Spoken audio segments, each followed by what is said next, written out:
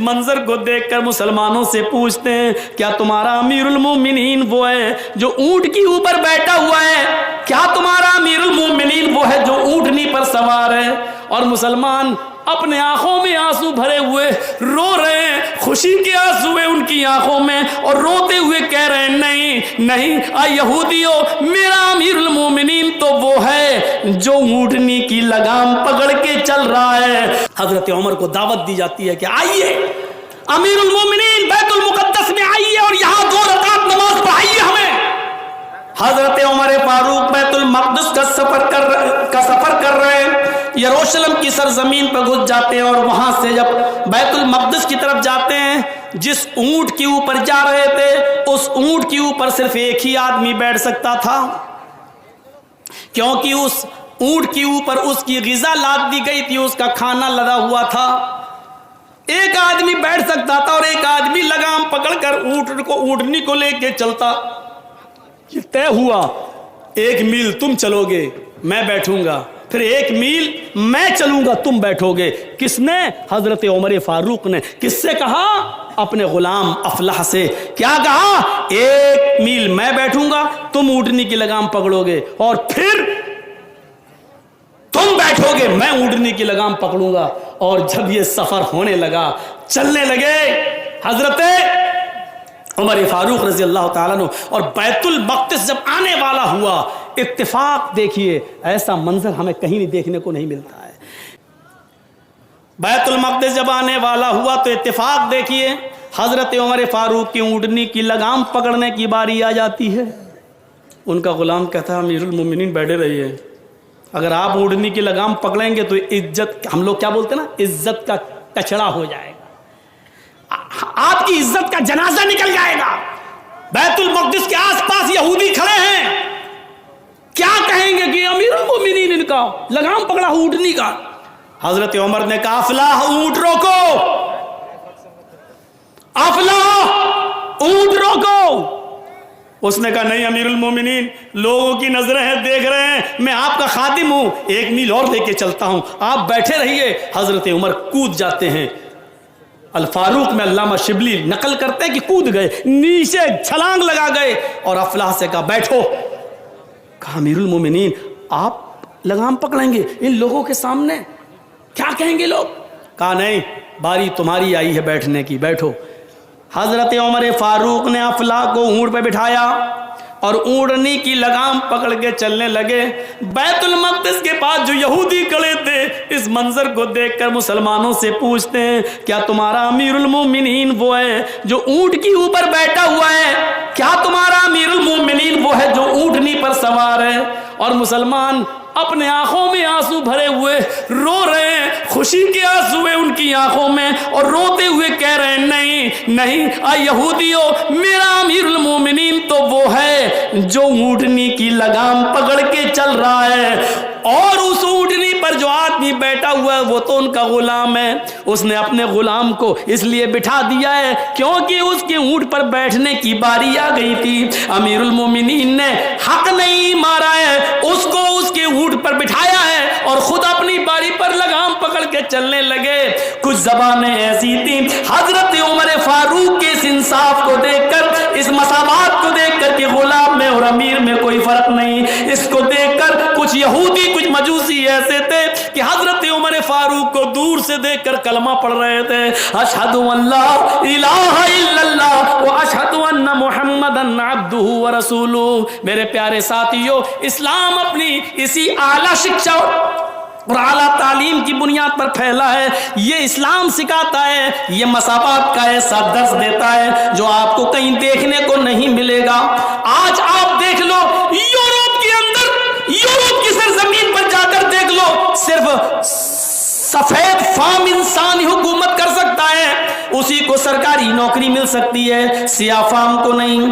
آج بھی گوروں کی حکومت چلے گی، کالوں کو نوکری سے ونچت کیا گیا ہے، ان کو سرکار میں کوئی حصہ نہیں ملے گا۔ آج بھی یورپ اس کالے اور گورے کی جنگ میں پڑا ہوا ہے اور مرا جا رہا ہے۔ آج بھی سفید اور کالوں کے جھگڑے بڑے عام چل رہے ہیں، لیکن محمد رسول اللہ صلی اللہ علیہ وسلم نے جب حجۃ الوداع میں آخری خطبہ دیا تو اسی چیز کو سب سے پہلے مٹایا اور فرمایا کلکم بنی آدم و آدم من تراب لا فضل لعربی علی عجمی ولا لعجمی علی عربی. آئے لوگوں، تم سب آدم کے بیٹے ہو، تم سب آدم کی اولاد ہو، اور آدم مٹی سے پیدا ہوئے تھے، تم سب مٹی سے ہو.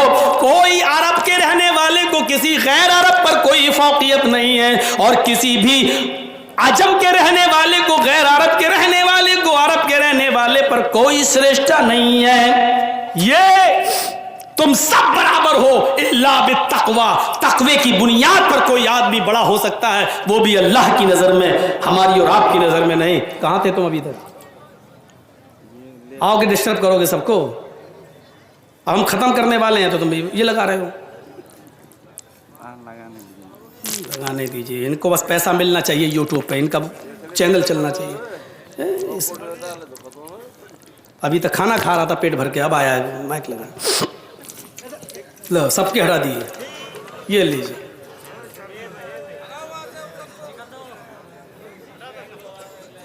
سنیے، یہ اسلام کی سب سے بڑی خوبی ہے. آپ دیکھ لیجیے، آج بھی مسجد کے اندر جماعت کا معاملہ ہو، سعودیہ میں حج کا معاملہ ہو، ایسی مساوات کہیں ملے گی؟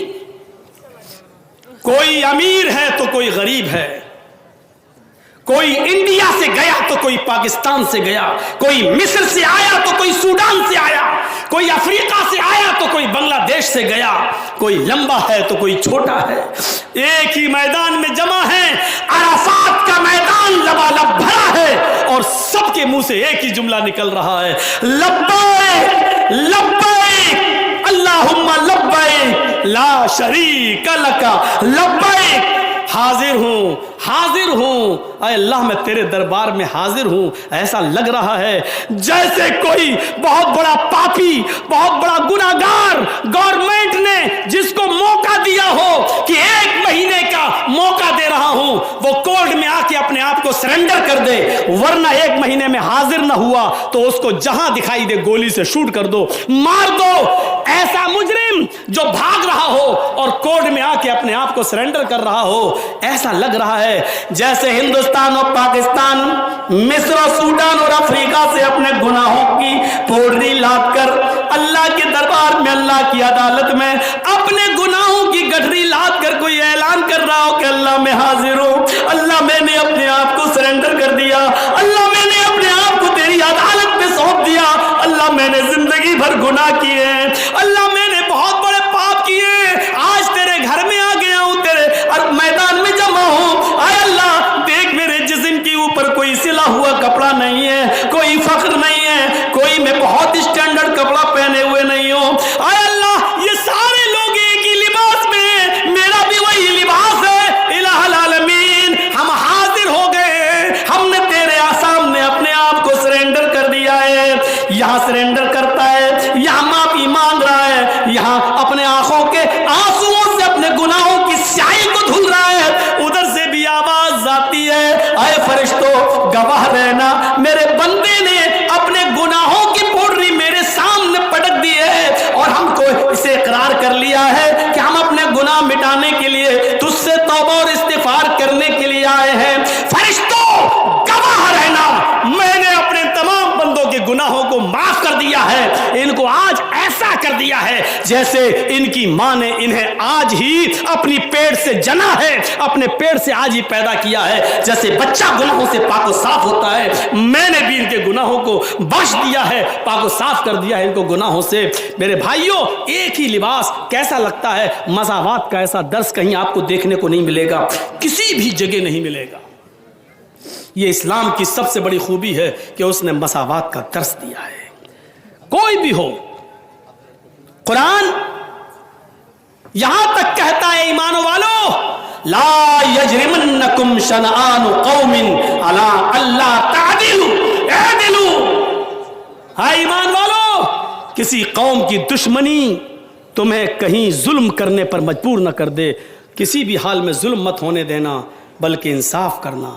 قرآن نے عدل کا حکم دیا، کوئی غیر مسلم کے ساتھ تمہارا معاملہ ہے ادھر بھی انصاف. اور دیکھا گیا قاضی شرح کی عدالت کے اندر جب حضرت علی کی ایک زرہ غائب ہو گئی, زرہ جو ہاتھ میں پہنی جاتی ہے اور تلوار چلائی جاتی ہے اس ہاتھ سے, اور جب کوئی کافر آپ کو تلوار مارتا ہے تو زرہ سے بچا لیا جاتا ہے, یا وہ تو ڈھال ہوتی ہے, زرہ جو ہے لوہے کی پہن لی جاتی ہے اپنے سینے پر تاکہ کوئی تیر نہ آئے. لوہے کی زرہ ایک یہودی کے پاس دیکھتے ہیں 6 مہینے کے بعد, تو حضرت علی نے کہا یہ زرہ میری ہے.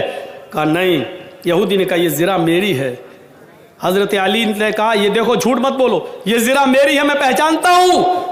یہودی نے کہا یہ زرہ میری ہے, اگر آپ کہتے میری ہے تو جاؤ عدالت میں اپنا مقدمہ دائر کرو اور ثابت کرو کہ یہ زرہ تمہاری ہے. حضرت علی امیر المومنین ہیں لیکن اس کے باوجود یہودی سے زرہ نہیں لے پا رہے ہیں. قاضی شرح کی عدالت میں مقدمہ دائر کرتے ہیں کہ میری ایک زرہ ہے یہودی کے پاس. تاریخ دے کر یہودی کو طلب کیا گیا. حضرت عمر بھی اس تاریخ پہ آئے. حضرت عمر فاروق سے پہلے یہودی کہنے لگا قاضی صاحب حضرت عمر نے حضرت علی نے مقدمہ دائر کیا ہے میرے خلاف. قاضی شرح نے کہا اے یہودی خاموش رہو, تم مدعا علیہ ہو, مدعی نہیں. مدعی حضرت علی ہیں, پہلے ان کو بولنے کی اجازت دی جائے گی. حضرت علی نے کہا قاضی صاحب میری زرہ 6 مہینے پہلے گم ہو گئی تھی, 6 مہینے کے بعد یہ زرہ میں نے ایک یہودی کے ہاتھ میں دیکھی ہے, لہذا یہ زرہ میری ہے, مجھے دی جائے. کہا یہودی اب تو بول کیا بولتا اپنی صفائی میں. یہودی کہتا ہے قاضی صاحب حضرت علی غلط کہہ رہے ہیں, یہ زرہ تو کئی مہینوں سے کئی سالوں سے میرے پاس ہے اور اس زرہ کا مالک میں ہوں. قاضی صاحب کہتے ہیں حضرت علی کو سچا مانتے ہیں, امیر المومنین مان رہے ہیں, لیکن اصول ہوتا ہے, ضابطہ ہوتا ہے. فیصلہ سنانے والے کو بہت ہی ہوشیاری سے فیصلہ سنانا ہے. قاضی صاحب نے کہا علی اگر آپ کی زرہ ہے تو اپنے لیے گواہ پیش کرو جو یہ گواہی دے کہ یہ زرہ آپ کی ہے. حضرت علی نے اپنے بیٹے کو پیش کیا, اے حسین یا حسن گواہی دو, بتاؤ یہ زرہ کس کی ہے. حضرت حسن کٹ گھرے میں کھڑے ہوتے ہیں اور کہتے ہیں قاضی صاحب یہ زرہ میرے باپ کی ہے, دروازے پہ رکھی تھی, گھر کے اندر چلے گئے, تھوڑی دیر کے بعد لوٹ کے آئے تو زرہ غائب. یہی زرہ ہے جو اس یہودی کے پاس ہے اور میں گواہی دیتا ہوں کہ یہ میرے باپ حضرت علی کی زرہ ہے. حضرت حسن کی شہادت پر قاضی صاحب ایکشن لیتے ہیں. قاضی شرح کا جواب دیکھیے, اے علی امیر المومنین آپ کو معلوم ہونا چاہیے کہ حسن آپ کے بیٹے ہیں اور شریعت یہ کہتی ہے کہ باپ کے حق میں بیٹے کی گواہی معتبر نہیں ہے, کیونکہ بیٹا اکثر اپنے باپ ہی کے فیور میں بولتا ہے, اسی کی طرفداری میں بولتا ہے. مجھے افسوس ہے کہ میں تمہارے بیٹے کی گواہی منظور نہیں کر سکتا. شریعت کے مطابق باپ کے حق میں بیٹے کی گواہی کا کوئی اعتبار نہیں ہے, واپس کرو, کوئی دوسرا گواہ لاؤ. حضرت علی نے دوسرا گواہ اپنا غلام پیش کر دیا.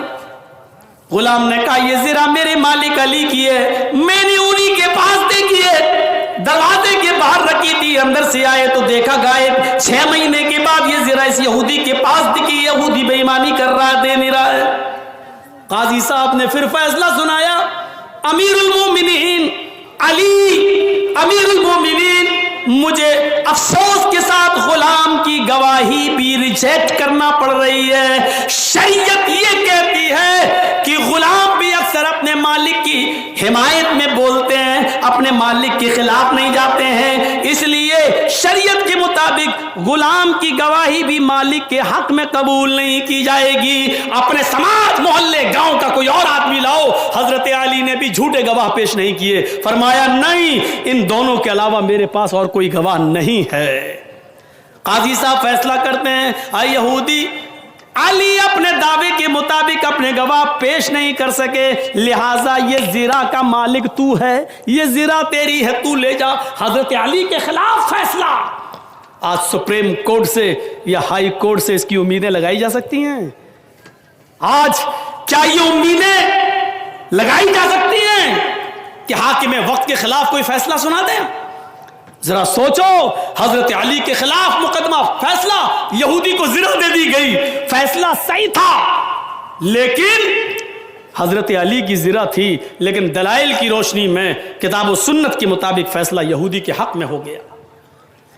اب یہودی کی باری تھی، حضرت علی نکلے، اس یہودی سے ہاتھ ملایا اور کہا کہ میں نے اپنا پکش رکھا تھا، تم نے اپنا پکش رکھا، قاضی صاحب نے دلائل کی روشنی میں تمہارے حق میں فیصلہ کر دیا، یہ زرہ تمہاری ہے، جاؤ لے جاؤ۔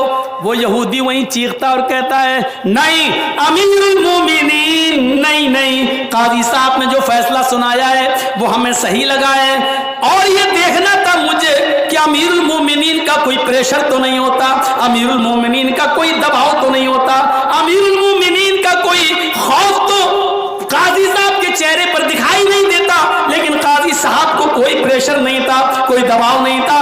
آج اس فیصلے نے میرا سینہ چوڑا کر دیا اور میرے لیے اسلام، میرے دل کو اسلام کے لیے اور کشادہ کر دیا۔ اے قاضی صاحب، آپ نے جو بھی فیصلہ سنایا وہ سچا ہو یا غلط میں نہیں جانتا، لیکن حقیقت یہ ہے کہ زرہ کے مالک حضرت علی ہی ہے۔ میں تو دیکھنا چاہتا تھا کہ یہ جھوٹے گواہ تو عدالت میں پیش نہیں کرتے ہیں، انہوں نے نہیں کیا ہے، اب میں ان کو ان کی زرہ لوٹا رہا ہوں۔ اور اسی جگہ پر تاریخ خطیب کے اندر خطیب بغدادی لکھتے ہیں کہ اسی جگہ پر اس یہودی نے کلمہ بھی پڑھ لیا، اشہد ان لا الہ الا اللہ و اشہد ان محمدن عبدہ و رسولہ۔ یہ مساوات کا درس کوئی کسی کے خلاف نہیں، یہ درس اگر کہیں ملتا ہے تو اسلام دیتا ہے۔ ملک شام کے اندر عمر ابن عاص کے بیٹے نے ایک یہودی بچے کو کوڑا مار دیا، صرف اس لیے کہ گھڑ دوڑ میں وہ یہودی بچہ آگے نکل گیا۔ اس بچے نے کہا کہ میں امیر المومنین سے، میں عمر ابن عاص سے میں شکایت کروں گا۔ بیٹا بولتا ہے جاؤ جس سے شکایت کرنا چاہو کر دو، عمر ابن عاص میرے باپ ہیں، وہ خلیفہ ہیں، یہاں کے گورنر ہیں، اور میرا کوئی کچھ نہیں کر سکتا۔ وہ یہودی بچہ خاموش ہو گیا، جب یہ گورنر کا بیٹا ہے تو میرا کیا ہوگا۔ کچھ دنوں کے بعد حضرت عمر ملک شام گئے اور لوگوں کی ایک میٹنگ لیتے ہیں، کیا عمر ابن عاص نے صحیح کام کیا ہے، تم بتاؤ، کوئی شکایت ہو؟ کسی نے کوئی شکایت نہیں کی۔ چھوٹا سا بچہ اٹھتا ہے، کہتا امیر المومنین مجھے شکایت ہے۔ کہا کس بات کی؟ ادھر آؤ بیٹا۔ یہودی بچہ 11-12 سال کی عمر، وہ بچہ آگے آتا ہے، حضرت عمر اس کو اپنے پاس بٹھاتے ہیں، کیا ہوا تمہارے ساتھ؟ کہا عمر ابن عاص کے بیٹے نے میرے ساتھ گھوڑا دوڑایا کہ دیکھو کون آگے نکلتا ہے، میرا گھوڑا آگے نکل گیا، خفا ہو گیا، اور وہ آیا اور اس نے میرے چہرے پر ایک تھپڑ مار دیا۔ میں نے جب شکایت کی بات کی تو کہنے لگا کہ میرے باپ تو گورنر ہیں، میرا کچھ نہیں ہوگا، میں خاموش ہو گیا۔ حضرت عمر فاروق نے عمر ابن عاص کی طرف دیکھا، عمر ابن عاص نے آواز دے کر اپنے بیٹے کو بلایا، آمنا سامنا ہوا، بیٹے نے اپنا جرم قبول کر لیا۔ حضرت عمر فاروق نے پھر اس بچے کے ہاتھ میں کوڑا دیا اور کہا کہ جتنی زور سے اس نے تجھے تھپڑ یا کوڑا مارا ہے تو بھی بدلہ لے لے۔ اس نے بدلہ لے لیا۔ حضرت عمر یہیں پر خاموش نہیں رہے، اس کے آگے علامہ احسان الہی ظہیر نے کہا ہے کہ اس کے بعد عمر ابن عاص کو بلایا، ادھر آؤ، کھڑے ہو جاؤ۔ عمر ابن عاص کھڑے ہو گئے، جلاد کو حکم دیا کہ ایک کوڑا عمر ابن عاص کی پیٹھ پر بھی مارو۔ عمر ابن عاص نے کہا میرا کیا جرم ہے؟ کہا پہلے کوڑا کھاؤ، جب کوڑا کھا لیا تو بتایا اے عمر ابن عاص یہ کوڑا تمہیں اس لیے مارا جا رہا ہے کیونکہ تم نے اپنے بیٹے کو صحیح تربیت نہیں دی، تم نے اپنے بیٹے کو صحیح تعلیم نہیں دی۔ اگر صحیح تعلیم دی ہوتی تو تمہارا بیٹا اس یہودی بچے سے یہ نہ کہتا کہ میرا باپ گورنر ہے، میرا کوئی کچھ نہیں کر سکتا۔ تمہیں نہیں معلوم کہ اسلام لانے کے بعد کوئی چھوٹا اور بڑا نہیں ہے، عدل کا تقاضا یہ ہے کہ تمہیں بھی کوڑا مارا جائے، کیونکہ تمہارے بیٹے کو یہ جرأت کیسے ہوئی یہ کہنے کی کہ میں گورنر کا بیٹا ہوں۔ یہ کوڑا تمہیں یاد رکھے گا اور ہمیشہ اپنے بیٹے کو اب صحیح تربیت تم دو گے۔ میرے پیارے ساتھیوں، یہ مساوات کا ایسا درس اسلام دیتا ہے جو دنیا کی کسی تاریخ میں نہیں ملتا ہے، کسی تاریخ میں نہیں۔ आज एक एक रुपए के साथ और करोड़ों रुपयों के साथ क्या मामला होता है। जरा तसव्वुर करो कि उमर इब्ने अब्दुल अजीज की बीवी के पेट में बच्चा है, 4 दिन से भूखी है, खाना नहीं मिला। उन अपनी खादिमा से कहती ये तो कुछ देंगे नहीं, तुम बैतुल माल से थोड़ा दूध ले आओ। बैतुल माल के खाजिन ने जल्दी से थोड़ा दूध का प्याला दे दिया, क्योंकि खादिमा ने कहा था 4 दिन से कुछ नहीं खाया, अगर कुछ मिला नहीं तो बच्चा मर जाएगा, पेट में बच्चा कहीं मर न जाए।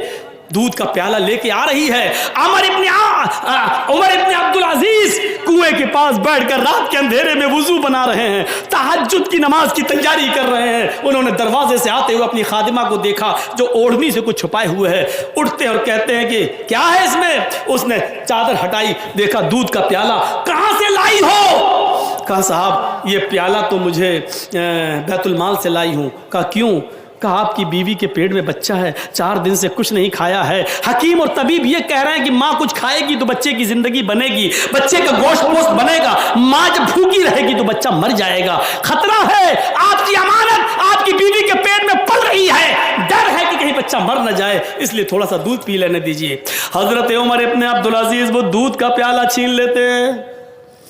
बड़ी बड़ी बिल्डिंगों में दादे अश लेने वालों, गरीबों पर जुल्म करके उनकी ज़मीन और जायदाद को छपट कर कब्जा करने वालों, गरीबों का खून चूसने वालों, सूद ब्याज खाने वालों, गौर करो उमर इब्ने अब्दुल अजीज ने एक प्याला दूध भी अपनी बीवी को नहीं पीने दिया, ले लिया।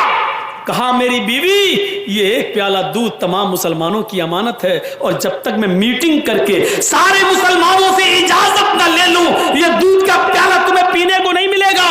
बीवी कहती है अमीरुल मोमिनीन, मेरे प्यारे शौहर, हमको नहीं देखो, इस बच्चे को देख लो।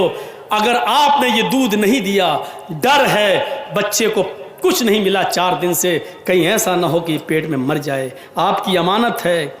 उमर इब्ने अब्दुल अजीज की आंखों में आंसू, दूध का प्याला देखते हैं और अपनी बीवी का पेट देखते हैं और फिर फैसला करते हैं, और जो जवाब देते हैं उस जवाब को सुनिए। क्या कहते हैं? मेरी प्यारी बीवी, तेरे पेट में मेरी जो अमानत पल रही है, तेरे पेट में मेरा जो बच्चा पल रहा है, अगर मुसलमानों की अमानत में खयानत करके एक प्याला दूध पीकर अगर इस बच्चे की जिंदगी बच रही है तो अपने पेट के बच्चे से कह दो कि मुझे तेरी जिंदगी नहीं चाहिए, मुझे तेरी जिंदगी नहीं चाहिए।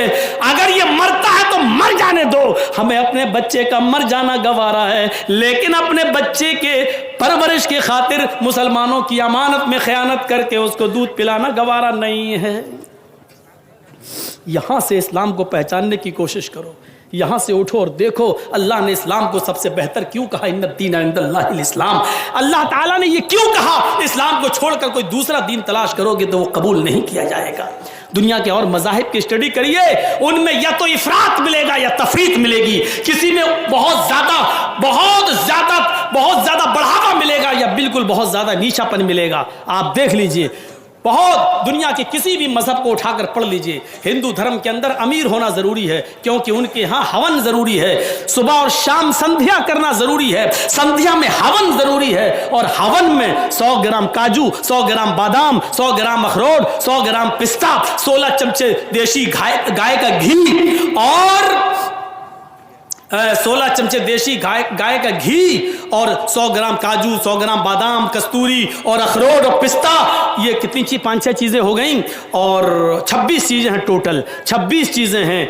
इतनी एक आग जलाकर सुबह उसमें हवन किया जाएगा, यानी आग जलाकर देशी घी के, गाय के देशी घी के चमचे 16 चमचे सुबह डाले जाएंगे और 16 चमचे शाम को आग में, और 100 ग्राम अखरोट, 100 ग्राम बादाम, 100 ग्राम काजू, 100 ग्राम पिस्ता, 100 ग्राम आपका ये मेवा और कस्तूरी सुबह और शाम। इसके अलावा कुल मिला के 26 चीज़ें, अगर 5 मैंने गिना दी तो 21 चीज़ें और हैं, 6 अगर हमने गिना दी तो 20 चीज़ें और हैं। ये 26 चीज़ें सुबह और 26 चीज़ें शाम को आग के हवाले करो। और आगे लिखा हुआ है अगर ये नहीं करोगे तो अधर्मी और पापी होकर मरोगे, और आगे लिखा हुआ ये अमीर को भी करना, गरीब को भी करना है। एक रिक्शा चलाने वाला 16 चमचे देशी घी कहाँ से लाए सुबह, और 16 चमचे देशी घी शाम को कहाँ से लाए। 100 ग्राम अखरोट, 100 ग्राम बादाम, 800 रुपए किलो बादाम मान लो तो 80 रुपए का बादाम, 800 रुपए किलो अखरोट मान लो तो 80 रुपए का अखरोट, 800 रुपए किलो अगर काजू मान लो तो 80 रुपए का काजू, और कस्तूरी 1 तोला 10 ग्राम, 10 ग्राम कस्तूरी 1000, बहुत कम बता रहा हूं तो 1000, वरना ओरिजिनल कस्तूरी तो मिलेगी ही नहीं, और वह ओरिजिनल चाहिए सुबह और इतनी शाम को, और साफ लिखा अमीर भी करे गरीब भी करे, वरना धर्मी होकर मरोगे, पापी होकर मरोगे। मुझे बताओ कौन कर पाएगा ये? इसलिए इन सारी चीज़ों को छोड़कर एक नारियल का गोला ले लिया है हमारे हिंदू भाइयों ने, कहीं जाते उठा के फोड़ दे दो। नई गाड़ी ली, उसको चलाने से पहले नारियल फोड़ दिया, वो सबका हम वजन करके नारियल ले लिया, का बस ये इसमें काम चला रहे हैं। वरना यकीन मानिए सिर्फ नारियल नहीं है, इन 26 चीज़ों में नारियल भी शामिल है, लेकिन सबको अलग करके सिर्फ नारियल ले लिया गया है। तो हिंदू धर्म में अगर जिंदा रहना है तो अमीर बन जाओ, अगर अमीर हो गए तो तुम इतनी पूजा कर सकते हो, वरना नहीं। और ईसाई धर्म का मुताला करो बाइबिल, तो उसमें लिखा हुआ है गरीब होना पड़ेगा। जीसस ने पितरस से कहा अल्लाह की राह में सारा माल लुटा दो। ईसा की नजर में पितरस वही हैसियत रखते हैं जो अल्लाह के रसूल की नजर में अबू बकर सिद्दीक। उठना बैठना पितरस का ईसा के साथ था। जीसस ने कहा, ईसा ने पितरस अल्लाह की राह में सारा माल लुटा दो। पितरस ने कहा बड़ी मेहनत से कमाया, सारा माल लुटा दो? अच्छा, आधा गरीबों में दे देता हूं, आधा अपने पास। तो ईसा अलैहिस्सलाम ने सुई निकाली, बाइबिल में लिखा है, एक सुई निकाली और सुई के सुराख को दिखाते हुए कहा पितरस इस सुई के सुराख को देखो। कहा इसमें से ऊंट को अगर दाखिल किया जाए तो हो जाएगा? पितरस ने कहा नहीं। कहा सुनो, अल्लाह की इस सुई के सुराख से ऊंट दाखिल हो जाए ये मुमकिन है, ऊंट चला जाए मुमकिन है, लेकिन कोई अमीर अल्लाह की जन्नत में दाखिल हो जाए मुमकिन नहीं है।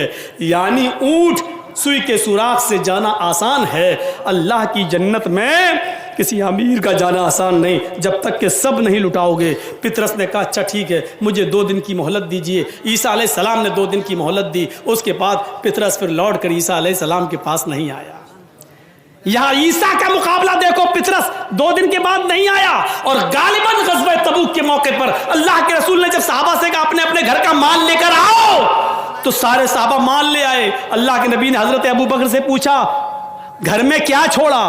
क्या कहते हैं सारा सामान उठा लाया। पूछा घर में क्या छोड़ा? तो क्या कहा? अल्लाह और उसके रसूल की मोहब्बत घर में छोड़ के आए। ईसा का पितरस देखो, वो चला गया फिर लौट के नहीं आया, और यहां अल्लाह के नबी ने हुक्म दिया तो अबू बकर अपने घर का सारा सामान ले आए। मेरे भाइयों, हुक्म पर मर मिटने वाले जो मोहम्मद रसूलुल्लाह को मिले वो किसी और नबी को नहीं मिले। इस्लाम दीन मुअतदिल है। ये नमाज पढ़ने का हुक्म तो देता है, लेकिन 24 घंटे तस्बीह पढ़ते रहना और अपनी बीवी बच्चों के लिए बिल्कुल न कमाना और एक जगह खानकाह में बैठने की इजाजत नहीं देता है। ये इस्लाम है जो रोजा रखने का हुक्म तो देता है, लेकिन मुसलसल और रेगुलर रोजा रखने से मना करता है ताकि तुम्हारी तंदुरुस्ती खराब ना हो जाए। हजरत उमर फारूक जब खलीफा बनाए गए तो आपको मालूम होगा, और ये वाकया शायद आपने आज तक किसी और मौलवी से ना सुना हो। हजरत उमर फारूक जब खलीफा बनाए गए तो उनके जमाने में एक ऊंट जो बैतुल माल में था, मुसलमानों की अमानत थी, किसी तरीके से रस्सी तोड़ने में कामयाब हो गया और भाग गया। खबर दी गई हजरत उमर को, वो सोए हुए थे दोपहर में, खबर दी गई एक ऊंट भाग गया। ओफो, यहां विजय माल्या भाग जाता है, ललित मोदी भाग जाता है, चौकीदार के नाक के नीचे से भाग जाता है। हजरत उमर फारूक को खबर दी गई एक ऊंट बैतुल माल से गायब हो गया, भाग गया है। हजरत उमर को पता चला कि एक ऊंट, या अल्लाह मैं कयामत के दिन अल्लाह को क्या जवाब दूंगा, मैं अमीरुल मोमिनीन हूं। उठे और चप्पल भी नहीं पहनी उन्होंने, नंगे पैर भागे। अरब का रेगिस्तानी इलाका, ऊंट तलाश कर रहे हैं, पैरों में चप्पल नहीं है, जमीन गर्म है। हजरत उस्मान गनी अपने घर की छत पर खड़े हैं, देखते हैं कि दूर से एक आदमी नंगे पैर भागता चला जा रहा है। दिल ही दिल में सोचते हैं कितना बड़ा बेवकूफ आदमी है, इतनी कड़ी धूप में नंगे पैर ये भाग रहा है, पता नहीं ये कहां जा रहा है। اس کو تھوڑا سا آرام کر لینا چاہیے تھا. یہ گرم زمین پر ننگے پیر کیوں بھاگ رہا ہے؟ یہ بے وقوف آدمی ہے. اتنی سخت دھوپ میں یہ کہاں بھاگ رہا پسینہ پسینہ. جب حضرت عمر قریب سے گزرے تو عثمان غنی پہچان گئے کہ یہ تو حضرت عمر ہے. کہنے لگے امیر المومنین اتنی کڑی دھوپ میں آپ کہاں بھاگ رہے ہیں، کہاں جا رہے ہیں؟ فرمایا اے عثمان، بیت المال کا ایک اونٹ غائب ہو گیا ہے، وہ آگے آگے بھاگ رہا ہے، مجھے اس اونٹ کو پکڑ کے بیت المال میں جمع کرنا ہے. اگر آج وہ غائب ہو گیا تو قیامت کے دن میں اللہ کو کیا جواب دوں گا؟ حضرت عثمان نے کہا ادھر آؤ، ہمارے گھر میں ہمارے بہت سے نوکر ہیں، بہت سے غلام ہیں، میں ان کو بھیج دیتا ہوں، یہ اونٹ پکڑ کر آپ کے بیت المال میں جمع کر دیں گے. آپ آئیے اور پانی پیجئے، ننگے پیر ہیں آپ. حضرت عمر نے جو جواب دیا، مدرسے کے ذمہ داروں سنو، جلسے کے ذمہ داروں سنو، تمہیں بھی ایک ایک پیسے کا حساب دینا ہے، مدرسے کا جلسے کا ایک ایک روپے کا حساب تمہیں بھی دینا ہے. اگر کوئی مانگے تو منع نہیں کرنا چاہیے. حضرت عثمان غنی نے جب کہا آؤ ٹھنڈا پانی پی لو، بیٹھو میں اپنے غلاموں کو بھیج دیتا ہوں، وہ اونٹ پکڑ کے تمہارے بیت المال میں جمع کر دیں گے. حضرت عمر جواب دیتے ہیں عثمان تیرا پانی تجھے مبارک ہو، تیرے گھر کی چھت کی کا سایہ تجھے مبارک ہو. امیر المومنین میں ہوں تم نہیں. اگر اونٹ غائب ہو گیا تو قیامت کے دن سوال مجھ سے ہوگا تم سے نہیں، کیونکہ ذمہ دار میں ہوں تم نہیں. یہ کہہ کر وہ آگے بڑھے اور اس اونٹ کو جب تک پکڑ نہیں لیا اور بیت المال میں جمع نہیں کر دیا تب تک ان کو نیند نہیں آئی. جب بیت المال میں اس اونٹ کو لائے تو بیت المال کے ذمہ داروں سے پوچھا یہ اونٹ کیسے بھاگ گیا؟ تم نے نگرانی نہیں کی؟ رسی توڑنے میں کامیاب کیسے ہو گیا؟ تو ایک صاحب نے بتایا امیر المومنین اس اونٹ کی لیٹرین کے راستے میں زخم ہو گیا ہے. دم اٹھایا، دیکھا تو اس میں گھاؤ ہے، زخم ہے، اور اس کی لیٹرین کے راستے سے بلڈ نکل رہا تھا. حضرت عمر سے کہا امیر المومنین یہ بیٹھ نہیں پاتا ہے، جب بیٹھتا ہے تو اس کو درد و تکلیف ہوتی ہے، اس لیے تکلیف کے اندر اس نے طاقت لگائی اور رسی کو توڑنے میں کامیاب ہو گیا. حضرت عمر نے کہا اس اونٹ کی لیٹرین کے راستے میں اتنا بڑا زخم ہے، یہ اونٹ اتنا زخمی ہو گیا ہے اور ابھی تک اس کا کوئی خیال نہیں رکھا گیا ہے.